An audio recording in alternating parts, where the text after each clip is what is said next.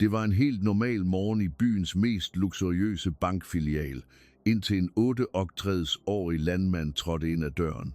Med en hullet stråhat, en falmet skjorte og beskidte støvler, så Jens Jensen fuldstændig malplaceret ud i det pletfri miljø. Da han bad om at overføre 15 millioner, stoppede hele filialen op, og direktørens grusomme latter rungede gennem lokalet. Hvis du har saldoen, giver jeg dig det dobbelte. Men Frederik anede ikke, hvem han havde med at gøre, og ingen forventede, hvad der ville ske som det næste. Jens Jensen skubbede glasdøren til bankfilialen op med sine hænder, der var hærdet af arbejdet på gården. Den kolde aircondition stod i skarp kontrast til solens varme, der stadig klæbede til hans enkle tøj. Som 68-årig var han stået tidligt op den torsdag morgen, som han altid havde gjort de sidste 50 år. Han drak sin sorte kaffe, kiggede på køerne på marken og besluttede, at det var på tide at få ordnet den bankforretning personligt. Den beskidte stråhat dækkede hans grå hår. Den falmede, ternede skjorte bar præg af mange års ærlig brug, og de støvede støvler havde stadig spor af den rige, mørke jord fra hans gård. På håndledet bar han et simpelt plastikur, det samme han havde brugt i 20 år. Intet ved ham skreg af rigdom, intet antydede magt. Han var præcis, som han kunne lide at blive set. En almindelig mand. De andre kunder i filialen, alle i pletfri jakkesæt, trak sig instinktivt væk, da Jens gik forbi. Kvinder i høje hæle viskede bag deres designertasker. Mænd i jakkesæt rettede ubehageligt på deres slips. Kontrasten var slående. Her var en verden af facader, af status, af bedømmelser baseret på påklædning. Frederik Larsen, filialdirektøren, observerede hele scenen fra sit kontor med pansrede glasvægge.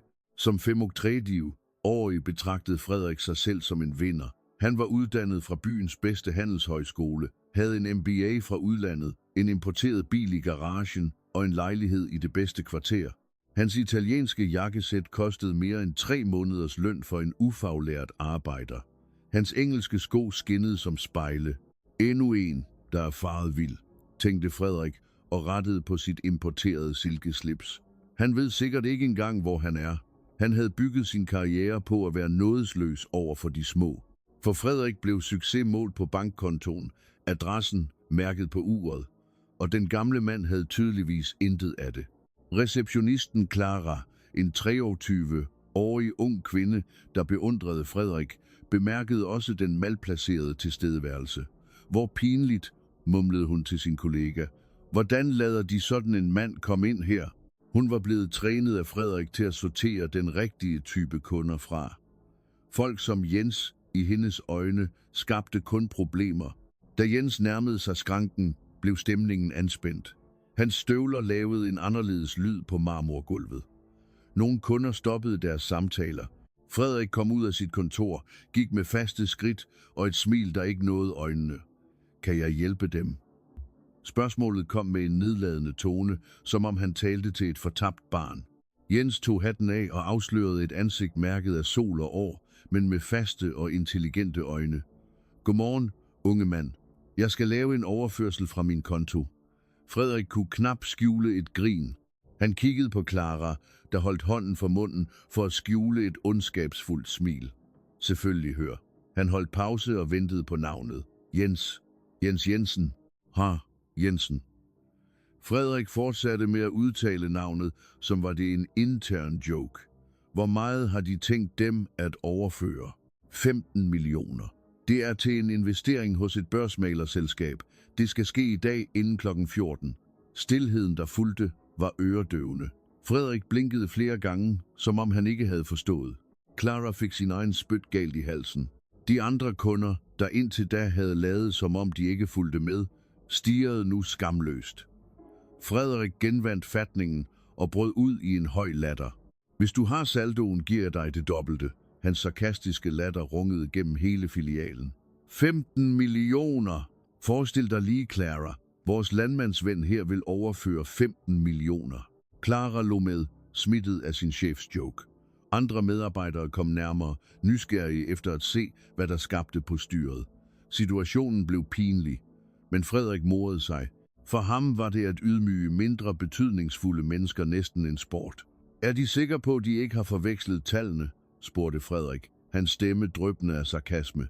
Måske var det 150 kroner eller 1,5. Jens forblev rolig, hvad i den her type situation.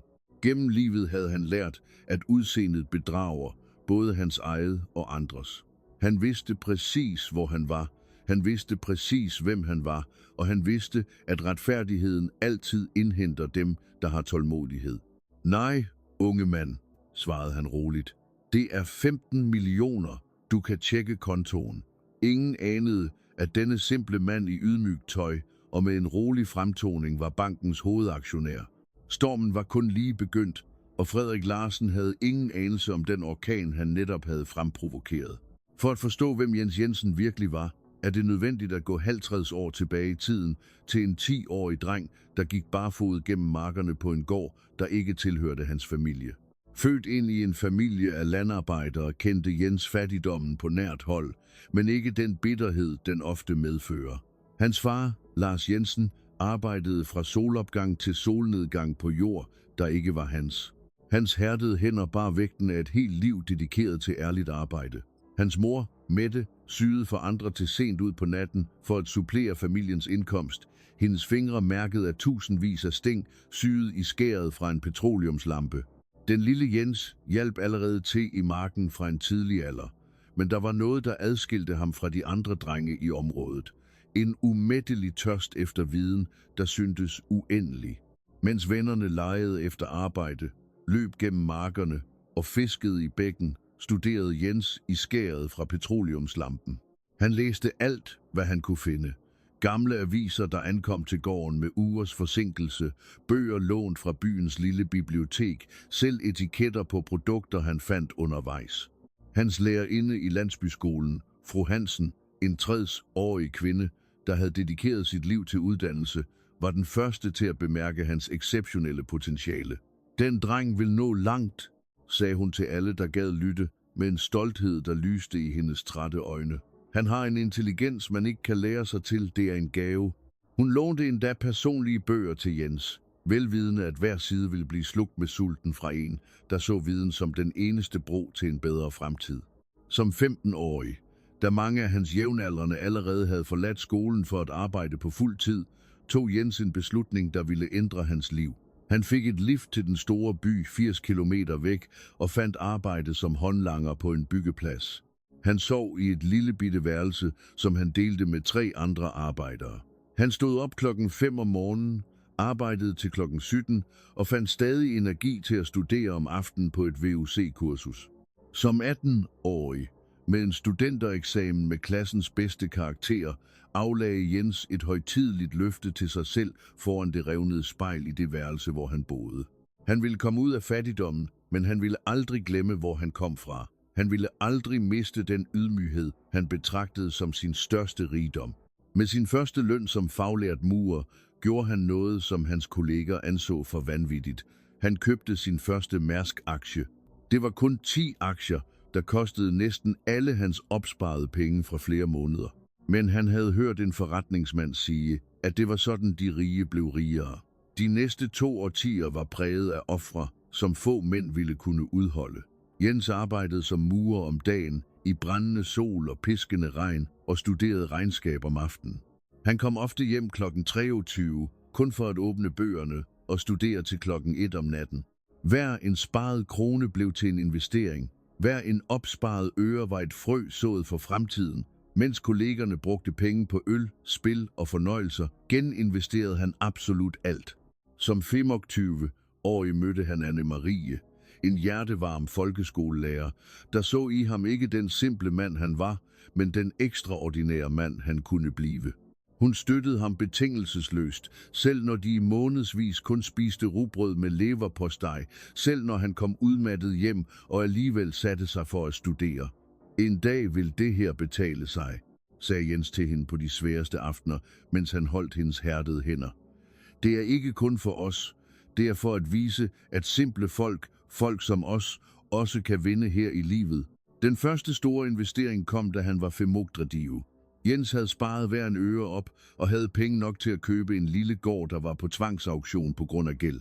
Det var et stykke land på 200 hektar, tilsyneladende værdiløst, med forringede græsgange og et hus, der mere lignede en ruin. De andre interesserede lå, da de så den lille murer byde. Men Jens så noget, de andre ikke kunne se. Et uendeligt potentiale for kvægdrift og landbrug. I de følgende 5 år arbejdede han 16 timer om dagen og forvandlede det tørre og forladte land til en af regionens mest produktive og respekterede gårde. Han introducerede moderne teknikker, som han havde lært om i fagbladet, investerede i genetisk forbedring af besætningen og diversificerede afgrøderne. Naboerne, der før havde hånet ham, bad nu om råd. Med de betydelige overskud fra gården begyndte Jens at diversificere sine investeringer med den samme tålmodighed og visdom, som havde forvandlet uproduktiv jord til grønt guld. Han købte aktier i virksomheder, han virkelig troede på. Han investerede i fast ejendom. Når alle troede markedet var i krise, investerede han. Han købte obligationer, når renterne var i top. Han havde et naturligt instinkt for forretning, som intet universitet i verden kunne lære ham. Det var instinktet hos en, der kendte tingenes reelle værdi. Som 5-årig var Jens allerede mange millionær, men absolut ingen vidste det. Han blev boende i det samme simple hus på gården, kørte i den samme gamle pickup, han havde købt brugt 10 år tidligere, og gik i det samme ydmyge tøj som altid. Penge ændrer ikke, hvem du er indeni, sagde han altid til Anne-Marie. Hvis du var god, da du var fattig, vil du være god, når du er rig. Hvis du var dårlig, da du var fattig, vil pengene kun gøre det tydeligere. Det var på den tid, han hørte om en lille regionalbank, der var i vanskeligheder. Ejerne ville sælge, men ingen troede på virksomhedens potentiale. Jens så en mulighed. Han købte 30% af aktierne til en pris, som alle anså for alt for høj. I de følgende år beviste han, at han havde ret. Med en ledelse fokuseret på at betjene små landmænd og mikrovirksomheder, folk som han selv havde været, voksede banken eksponentielt. Jens påtog sig aldrig en direktørstilling. Han foretrak at blive i kulissen, men hans beslutninger som hovedaktionær forvandlede en lille regional institution til en af de største banker uden for hovedstaden. Som 60-årig, hvor han kunne have trukket sig tilbage for at nyde sin rigdom, gjorde Jens noget uventet. Han købte endnu en gård, endnu større end den første, ikke af grådighed, men af kærlighed til jorden.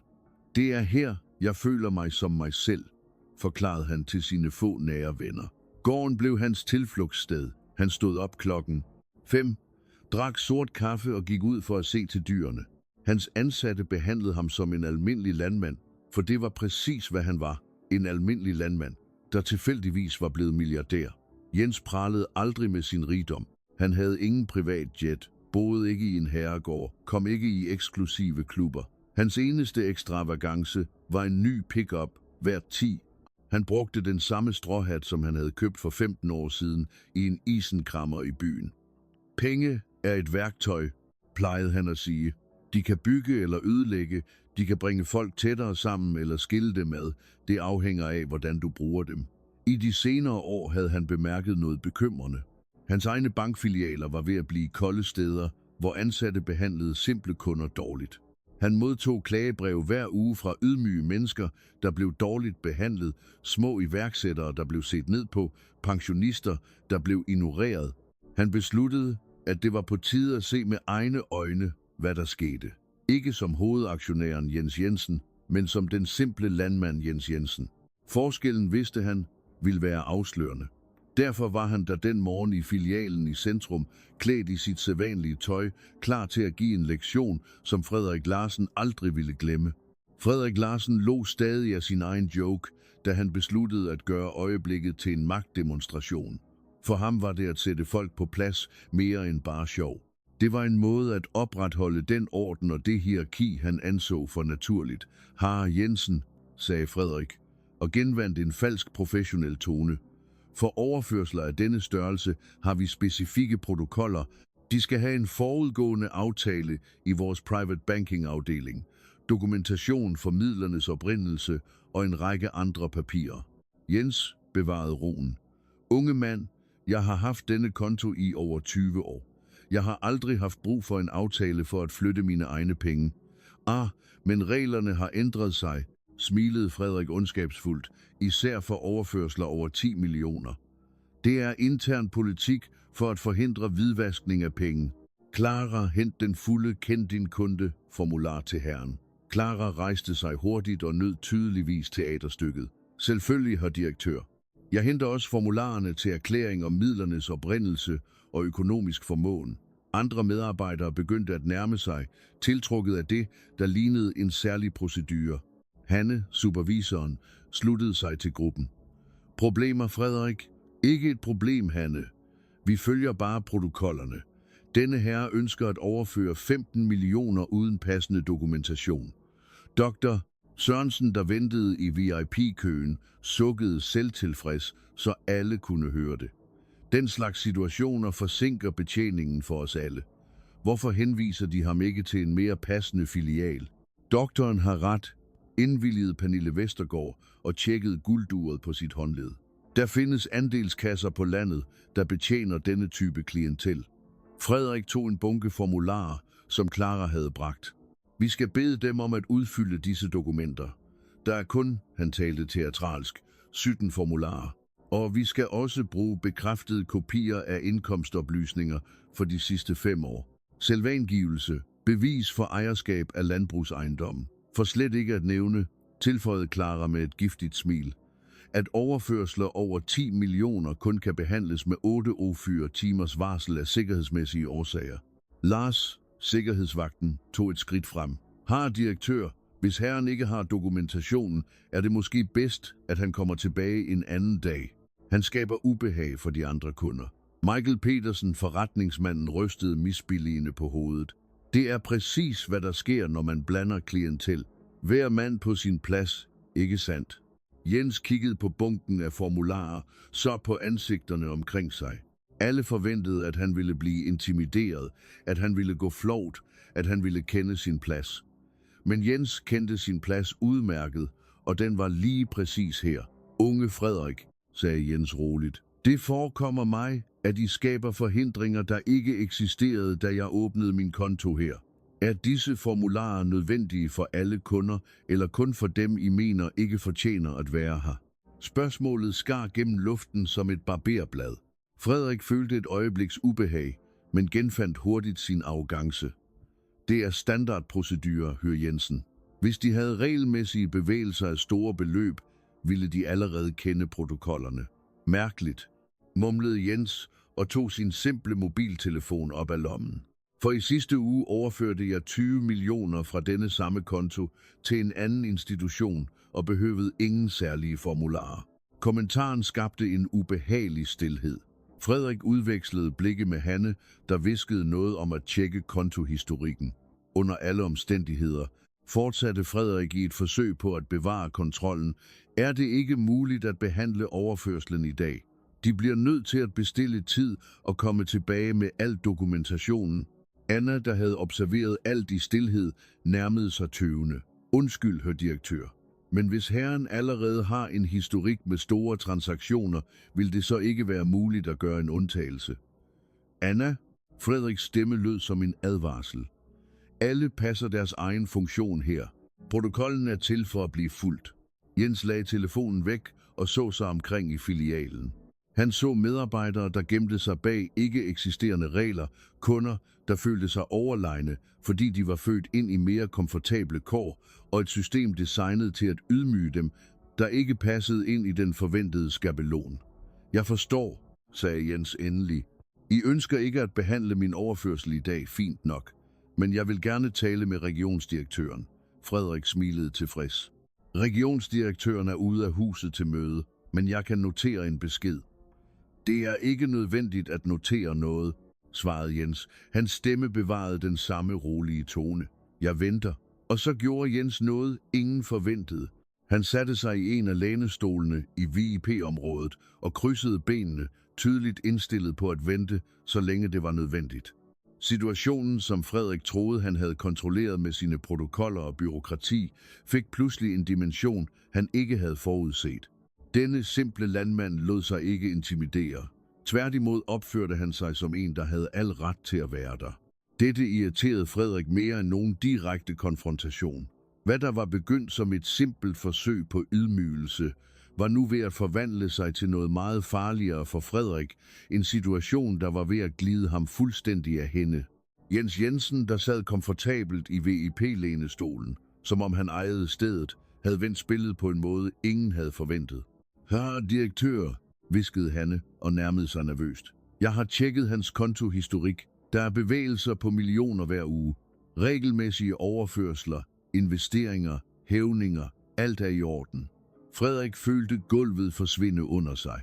Hvis Jens virkelig havde den historik, afsløredes alle de protokoller, han havde opfundet, som det de i virkeligheden var, ren diskrimination. "Det må være en erhvervskonto", mumlede Frederik og forsøgte at klamre sig til en hvilken som helst forklaring. Han må kun være en fuldmægtig, ikke den reelle indehaver. Men Clara, der af nysgerrighed havde tilgået systemet, kom med oplysninger, der fik Frederiks blod til at fryse til is. Direktør. Kontoen står i hans eget navn, som privatperson. Og der er en note her i systemet, premiumkunde, differentieret betjening. Michael Petersen, der indtil da havde støttet Frederik, begyndte at blive urolig. Som erfaren forretningsmand vidste han, hvornår en situation var ved at køre af sporet. "Frederik, det er måske bedst at løse det her diskret." "Løse hvad?" svarede Frederik. Hans stemme begyndte at vise tegn på desperation. "Der er ikke noget at løse. Der er protokoller." Dr. Sørensen, der bemærkede den voksende opmærksomhed, forsøgte diskret at forlade filialen, men Pernille Vestergaard kunne ikke stoppe med at kigge på Jens. Noget ved hans holdning, måden han forblev rolig og selvsikker på, begyndte at vække en forfærdelig mistanke i hendes sind. Det var da, det øjeblik, Frederik frygtede mest, kom. Hans telefon ringede, og på displayet stod der: "Regionsdirektion, hallo", svarede Frederik, hans stemme skælvende. "Frederik, det er regionsdirektøren. Jeg har lige modtaget et mærkeligt opkald. Er der nogen, der forsøger at kontakte mig der i din filial?" En herre ved navn Jens Jensen. Frederik kiggede på Jens, der observerede ham med et roligt smil. Hvordan havde den simple landmand fået direkte kontakt til regionsdirektionen? Ja, det er der, direktør. Der er en kunde her, der gerne vil tale med dem." "Kunde?" Regionsdirektørens stemme lød overrasket. "Frederik, har du tjekket, hvem Jens Jensen er?" "Selvfølgelig har jeg tjekket. Det er en eller anden landmand, der skaber tumult her." Stilheden i den anden ende af linjen var lang og tung. Da direktøren talte igen, havde hans stemme fuldstændig ændret tone. "Frederik, jeg har brug for, at du giver telefonen til Jensen øjeblikkeligt og behandler ham med den størst mulige respekt. Det er en ordre." Frederik følte sine hænder skælve. "Men direktør, jeg forstår ikke." "Giv telefonen nu, Frederik." Direktørens råb var højt nok til, at alle i filialen kunne høre det. Frederik, med ansigtet rødt af skam, gik hen til Jens som en mand på vej til sin egen begravelse. Jensen, stammede han og rakte telefonen frem med skælvende hænder. "Regionsdirektøren vil gerne tale med dem." Jens tog roligt telefonen, som om det var det mest naturlige i verden. "Hallo, Thomas. Hvordan har min dreng det?" Familiariteten i Jens' tone fik alle i filialen til at holde vejret.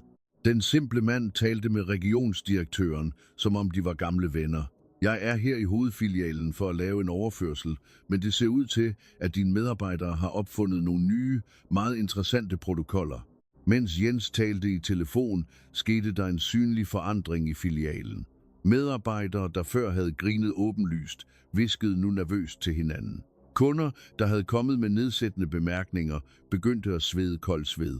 Hanne forsøgte at nærme sig Anna. "Vidste du, hvem han var?" hviskede hun. "Nej", svarede Anna. "Men det er lige meget. Han fortjente at blive behandlet med respekt, uanset hvad."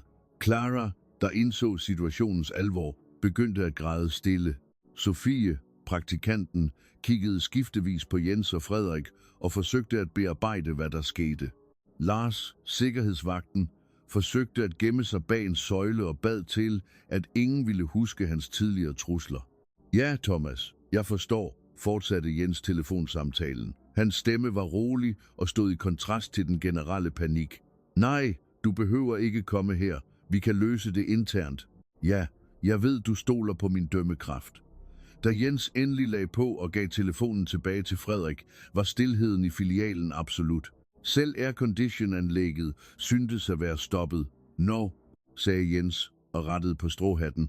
"Det ser ud til, at I meget snart får mulighed for at lære nogle rigtige protokoller at kende." Frederik sank en klump, velvidende, at hans karriere netop var faldet i grus for øjnene af ham. Og det værste af det hele var, at han selv havde været arkitekten bag sin egen ødelæggelse. Situationen var eskaleret langt ud over simpel ydmygelse. Nu var det et spørgsmål om professionel overlevelse, og alle i filialen vidste, at de var på den forkerte side af historien.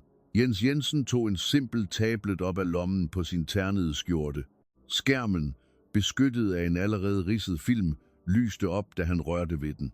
Med præcise bevægelser, som en, der mestrede teknologien trods sin alder, åbnede han en digital mappe. Mit navn er Jens Jensen, sagde han. Hans stemme rungede gennem den tavse filial. Og jeg er hovedaktionær i denne bank. Han vendte tablettens skærm mod Frederik og afslørede officielle dokumenter. Elektronisk fuldmagt med digital certificering, autentificeret selskabsdeltagelse og revideret uddrag. Alt behørigt stemplet og digitalt underskrevet. Stilheden, der fulgte, var øredøvende. Det var, som om tiden var stoppet, som om selve luften var blevet solid. Frederik Larsen følte sine ben give efter. Clara udstødte et kvalt skrig. Hanne blev bleg som et lagen. Michael Petersen mærkede sin mund blive knastør. Det er ikke muligt, stammede Frederik. Hans hænder skælvede, mens han skiftevis kiggede på tablettens skærm og på computeren, der viste millionerne på Jens' konto. 43% af bankens aktier, forklarede han roligt. Erhvervet over 23 års investeringer. Pernille Vestergaard følte gulvet forsvinde under sig. Hendes smykker virkede pludselig som billigt bijouteri ved siden af den mand, hun minutter tidligere havde kaldt pøbel. Dr. Sørensen, der havde filosoferet om uddannelse og socialt hierarki, forsøgte at sluge de ord, han havde spyttet ud med så megen gift. Haha Jensen. Frederik forsøgte at genvinde fatningen, men hans stemme var skælvende og knækket. Jeg vidste det ikke. Ingen fortalte mig det. Ingen fortalte dig det, fordi jeg ikke ønskede, at de skulle vide det, svarede Jens og lagde dokumenterne væk med samme ro, som han havde vist dem. I de sidste 6 måneder har jeg modtaget 847 klagebreve om servicen i vores filialer. Ydmyge mennesker bliver dårligt behandlet. Små iværksættere bliver set ned på, ældre bliver ignoreret. Han holdt en pause og så sig omkring i filialen. Hans øjne gled over hver person, der havde deltaget i ydmygelsen. Jeg besluttede at komme personligt for at se, hvordan mine medarbejdere behandler de kunder, der har mest brug for respekt og opmærksomhed. Anna, den eneste medarbejder, der havde forsvaret Jens, stod med åben mund. Hun havde forsvaret bankens hovedaktionær uden at vide det, men hun fortrød intet. Hun havde gjort det rigtige. Jensen, forsøgte Michael Petersen at nærme sig, hans tidligere arrogance forvandlet til patetisk underdanighed. Jeg spøgte bare. Jeg mente ikke at være respektløs. Jens så på ham med øjne, der havde set årtiers kamp og overvindelse. Petersen, det er ikke mig, de har været respektløse overfor. Det er dem selv. En mand, der dømmer andre på deres udseende, er en mand, der intet har lært om livet. Lars, sikkerhedsvagten, forsøgte at gemme sig bag de andre medarbejdere og bad til, at Jens ikke ville huske hans trusler og den hånd, han havde ført til sin knippel. Unge Frederik. Jens fortsatte og vendte sin opmærksomhed mod direktøren, der nu svedte voldsomt. I alle disse år, hvor jeg har bygget denne bank op, har jeg altid drømt om, at den skulle være et sted, hvor enhver person kunne komme ind og blive behandlet med værdighed. Et sted, hvor en landmand som mig, en murer, en pensionist, en rengøringsassistent, enhver person ville blive modtaget med respekt. Frederik åbnede og lukkede munden flere gange som en fisk på land, men ingen lyd kom ud. Hele hans karriere passerede revy for hans øjne som en film i slow motion. Men hvad finder jeg her i dag? Jens rystede på hovedet med ægte sorg. Jeg finder medarbejdere, der har glemt, hvad det vil sige at tjene, som forveksler deres position på arbejdet med moralsk overlegenhed, som behandler kunder som fjender eller som objekter for morskab. Pernille Vestergaard forsøgte at hviske en undskyldning, men Jens løftede blidt hånden. Fru, de behøver ikke at undskylde over for mig. De skal undskylde over for den person, de er blevet. De skal se dem selv i spejlet og spørge, om det er den person, de ønsker at være. Dr. Sørensen, der havde talt om uddannelse, følte sig mindre end en myre. Al hans påståede intellektuelle overlegenhed havde vist sig at være ren uvidenhed. Ved I, hvad der bedrøver mig mest? Fortsatte Jens, hans stemme fuld af en dyb melankoli. Det er, at I har forspildt muligheden for at lære ekstraordinære mennesker at kende, fordi I er blændet af facader. Hvor mange specielle kunder har I behandlet dårligt? Hvor mange inspirerende historier har I ignoreret? Hvor mange livslektioner har I spildt? Sofie, praktikanten, begyndte at græde stille. Hun var ung, der var stadig tid til at ændre sig, til at lære, til at blive et bedre menneske. Herr Frederik, Jenses stemme havde nu en fastere tone. De spurgte mig, hvem jeg var, til at sige, at Anna ikke var fyret. Nå, som hovedaktionær i denne bank har jeg den autoritet, og jeg går videre. Anna vil blive forfremmet til regionsdirektør. Anna følte benene give efter. Hun havde forsvaret det rigtige af princip, uden at forvente en belønning, og nu blev hun anerkendt på en måde, hun aldrig havde kunnet forestille sig. Hvad angår dem? Jens så direkte på Frederik. Deres funktioner i den her bank er afsluttet fra dette øjeblik. Ikke af hævn, men fordi en leder skal være et eksempel. Og det eksempel, de gav i dag, stemmer ikke overens med de værdier, denne bank repræsenterer. Frederik faldt ned på en nærliggende stol. Vægten af virkeligheden ramte ham endelig med fuld kraft. På få minutter havde han mistet sit job, sit omdømme, sin selvtillid. Alt sammen på grund af sin arrogance og fordomme. Hanne, fortsatte Jens, de er også afskediget. En supervisor, der deltager i og opfordrer til ydmygelser, har ingen plads i vores team. Hele filialen var i chok. Rige kunder opdagede, at de havde fornærmet den mest magtfulde mand i banken. Medarbejdere, der havde ledet og hånet, frygtede nu for deres job og omdømme. Men Jens Jensen, den simple mand med stråhat og ydmygt tøj, var ikke færdig.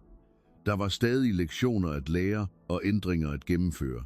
Retfærdigheden skete fyldest, men på en måde ingen forventede, med værdighed, visdom og en ro, der kun kommer fra en, der virkelig kender værdien af livets vigtige ting. Kaosset, der fulgte efter Jenses afsløring, var som at se et korthus styrte sammen i slow motion. Frederik Larsen, der minutter før var konge af filialen, sad nu på en stol med ansigtet i hænderne og mumlede. Det kan ikke være rigtigt. Igen og igen.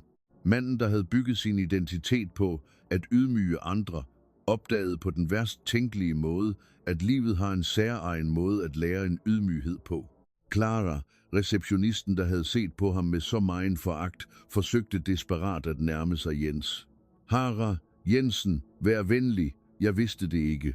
Hvis jeg havde vidst det, ville jeg aldrig. Hendes ord kom snublende, afbrudt af desperate hulk. Den 23-årige unge kvinde, der betragtede Frederik som sin mentor, så nu sin professionelle verden smuldrer for øjnene af sig. Frøken Clara.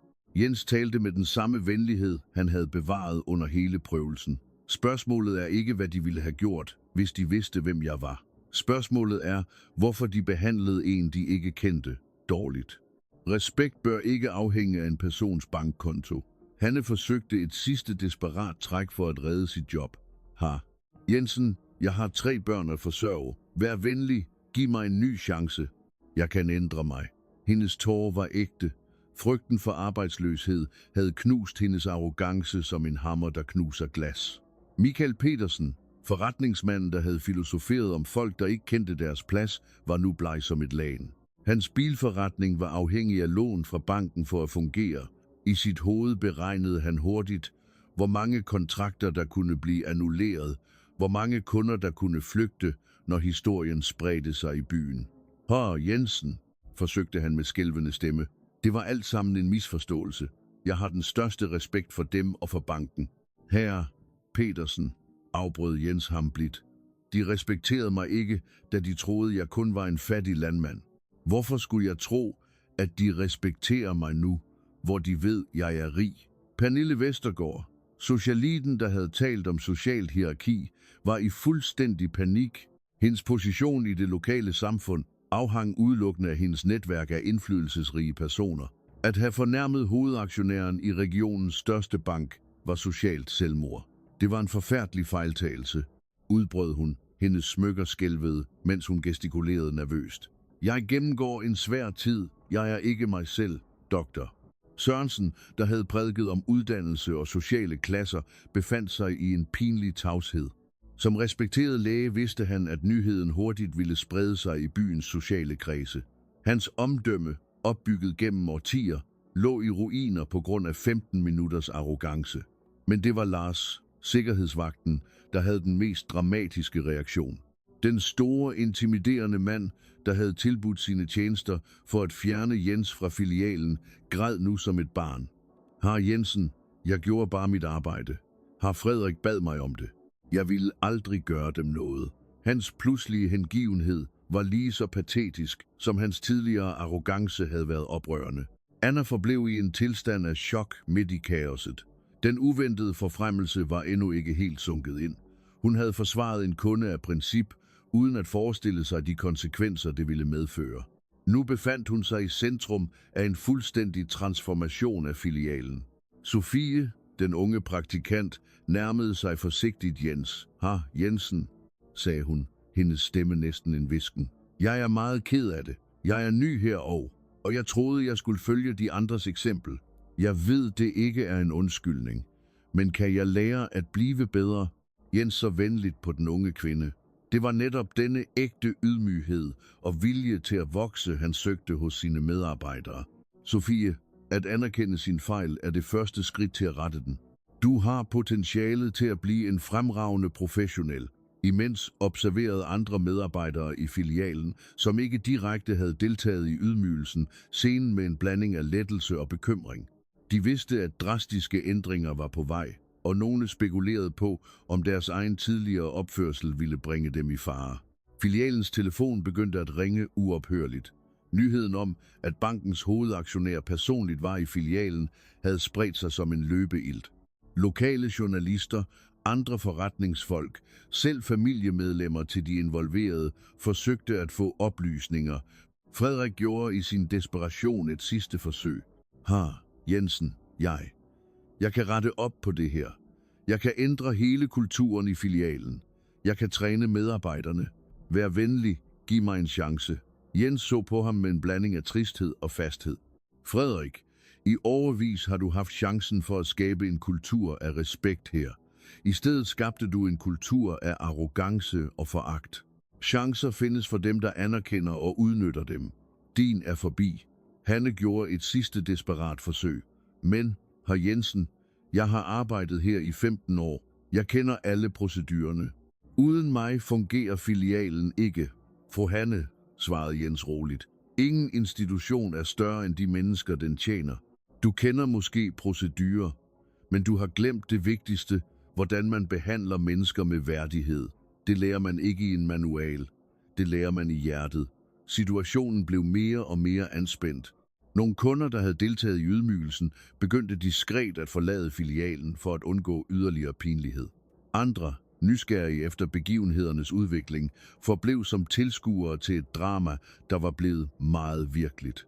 Jens så sig omkring i filialen, sin filial, og så ikke kun øjeblikkets kaos, men også fremtidens muligheder. Han så en mulighed for at transformere ikke kun dette sted, men for at sende en besked til alle andre filialer i banken. En besked om værdier, respekt og den sande målestok for succes. Anna, sagde han, og vendte sig mod den nye direktør. I morgen begynder vi at implementere dybtgående ændringer her. Jeg vil have, at du forbereder et møde med alle medarbejderne. Vi skal bygge en ny kultur, baseret på respekt og menneskelig værdighed. Retfærdigheden skete fyldest, men Jens vidste, at det virkelige arbejde kun lige var begyndt. At afskedige de arrogante var kun det første skridt. Den virkelige udfordring ville være at bygge noget bedre i stedet for det, der var blevet ødelagt. 6 måneder efter den dag, der ændrede alt, var bankfilialen blevet et forbillede for hele finanssektoren i regionen. Anna, nu solidt etableret som regionsdirektør, havde implementeret ændringer, der gik langt ud over interne politikker. Hun havde skabt en stille revolution i den måde, almindelige mennesker blev behandlet på. Den første ændring havde været symbolsk, men stærk. Lige ved indgangen til filialen stod et diskret, men synligt skilt. Her er alle velkomne, uanset udseende, profession eller social status. Det var ikke bare pynt, det var et løfte som alle medarbejdere havde taget til sig af hjertet. Jens besøgte filialen en gang om ugen, altid klædt i sit simple landmandstøj. Men nu hilste hver medarbejder på ham, ikke fordi han var hovedaktionæren, men fordi de havde lært at se ud over facaderne. Endnu vigtigere behandlede de alle andre kunder med den samme respekt, som de viste ham. Sofie, den unge praktikant, der havde bedt om en ny chance, var blevet en af de mest vellidte medarbejdere blandt kunderne. Hendes transformation var fuldendt. Fra en usikker ung kvinde, der fulgte dårlige eksempler, til en selvsikker professionel, der skabte positive eksempler. Jeg lærte, at respekt ikke er noget, man kun giver til dem, der kan gengælde det, plejede hun at sige til de nye praktikanter. Respekt er noget, vi giver, fordi vi er anstændige mennesker. Historien om Frederik Larsen tog dog en anden drejning. Efter at være blevet fyret, tilbragte han uger i en dyb depression. Hans arrogance havde ikke kun kostet ham jobbet, men også tilliden fra familie og venner. Hans kone forlod ham og tog børnene med. Vennerne trak sig væk. Han opdagede på den mest smertefulde måde, at relationer, der udelukkende er baseret på status og facader, er skrøbelige som sandslotte. Men det var netop dette fald, der blev hans redning. En dag, desperat og alene, opsøgte Frederik Jens på gården. Han fandt manden, han havde ydmyget, i færd med at passe sine køer, klædt i det samme simple tøj som altid. Herr Jensen, sagde Frederik, tårerne løb ned af hans magre ansigt. Jeg er kommet for at bede om tilgivelse, ikke for at få mit job tilbage. Jeg ved, jeg ikke fortjener det. Jeg er kommet, fordi jeg har brug for, at de ved, at jeg har lært min lektie. Jeg lærte det på den hårdeste måde, men jeg lærte det. Jens stoppede med at fodre dyrene og så på manden, der havde været hans modstander. Han så ikke længere den arrogante direktør, men et knust menneske, der havde fundet ydmyghed gennem smerte. Frederik, sagde Jens, tilgivelse er noget, jeg giver dig af hjertet, men det vigtigste er, at du tilgiver dig selv og bruger denne oplevelse til at blive et bedre menneske. I de følgende måneder begyndte Frederik at arbejde som sælger i en lille elektronikbutik. Hans løn var en brøkdel af, hvad han tjente som direktør, men noget havde ændret sig i ham. Han behandlede hver kunde, rig eller fattig, velklædt eller simpel, med ægte respekt og opmærksomhed. Hans kolleger bemærkede, at han udviste en særlig omsorg for mere ydmyge kunder, som om han betalte en moralsk gæld. Hanne, den tidligere supervisor, havde sværere ved at acceptere sit fald. Hun brugte måneder på at give andre skylden for sine egne fejl og forsøgte at få job i konkurrerende banker, men historien om hendes deltagelse i ydmygelsen af hovedaktionæren havde spredt sig i finanssektoren. Da hun endelig fik arbejde som kasserer i en lille sparekasse, tog det hende næsten et år at forstå, at ydmyghed ikke var en ydmygelse, men en befrielse. Michael Petersen, den arrogante forretningsmand, stod over for alvorlige konsekvenser for sin virksomhed. Mange kunder annullerede kontrakter, ikke kun af frygt for repressalier fra banken, men fordi historien afslørede hans sande karakter. Hans bilforretning var tæt på at gå konkurs, og han blev tvunget til at afskedige medarbejdere, han anså for at være under ham. Ironien var ikke til at overse. Manden, der dømte andre på deres sociale status, opdagede på egen krop, hvad det ville sige at blive dømt. Pernille Vestergaard blev en social paria. De samme veninder, der lå af hendes grusomme kommentarer, undgik hende nu til fester og arrangementer. Hun opdagede, at hendes sociale position var mere skrøbelig, end hun havde forestillet sig. Alene og afvist begyndte hun at udføre frivilligt arbejde på plejehjem og børnehjem, ikke for at få opmærksomhed, men fordi hun havde brug for at genfinde sin egen medmenneskelighed. Dr. Sørensen, måske fordi han var ældre og klogere, var den, der bedst bearbejdede lektionen. Han opsøgte Jens et par uger efter hændelsen og havde en lang samtale om privilegier, uddannelse og sand visdom. Doktor, sagde Jens til ham, et eksamensbevis kan gøre en til en kompetent professionel, men kun ydmyghed gør en til en klog person.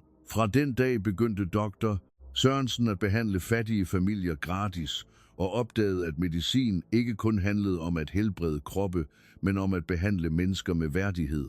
Den smukkeste transformation skete dog med Anna. Den unge kvinde, der havde forsvaret en fremmed af princip, opdagede, at små modige handlinger kan ændre verden omkring os. Under hendes ledelse implementerede filialen programmer for gratis økonomisk rådgivning til landarbejdere, mikrolån til små iværksættere og prioriteret betjening for ældre og personer med handicap. Ved du, hvad jeg har lært? Sagde Anna til Jens under et af hans besøg. Jeg har lært, at lederskab ikke handler om at være over folk. Det handler om at være ved siden af dem.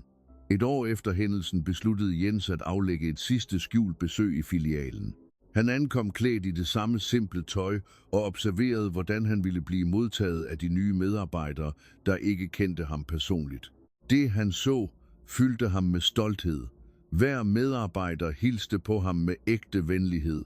De tilbød ham vand, spurgte, hvordan de kunne hjælpe. De behandlede ham med den samme omhu, som de ville have vist enhver anden kunde. Da han endelig gav sig til kende, blev overraskelsen efterfulgt ikke af pinlighed, men af glæde. De havde behandlet hovedaktionæren godt, ikke fordi de vidste, hvem han var, men fordi de havde lært at behandle alle mennesker godt. Den aften, tilbage på sin gård, sad Jens på verandaen og betragtede stjernerne. Anne-Marie, hans kone, bragte ham en kop kaffe og satte sig ved siden af ham. Var det værd? Spurgte hun. Jens smilede, det rolige smil fra en, der havde sået forandringens frø. Mere end det værd. Vi opdagede, at det er muligt at ændre verden en person ad gangen. Og nogle gange er alt, der skal til, en person med nok mod til at vise, at kejseren ikke har noget tøj på. Lektionen var blevet lært. Retfærdigheden var sket fyldest, og vigtigst af alt var liv blevet forandret. Ikke kun de arrogantes, der lærte ydmyghed, men også de ydmyges, der opdagede deres egen styrke. Og Jens Jensen, den simple mand med stråhatten, havde bevist, at sand rigdom ikke måles i penge, men i evnen til at løfte andre og skabe en mere retfærdig og respektfuld verden for alle. Denne historie får os til at tænke over, hvordan vi ofte først værdsætter mennesker, når det er for sent. Hvis dette budskab rørte dig, så giv et like og skriv i kommentarerne, hvad du ville gøre i denne situation. Din mening kan inspirere andre. Vi ses i næste video.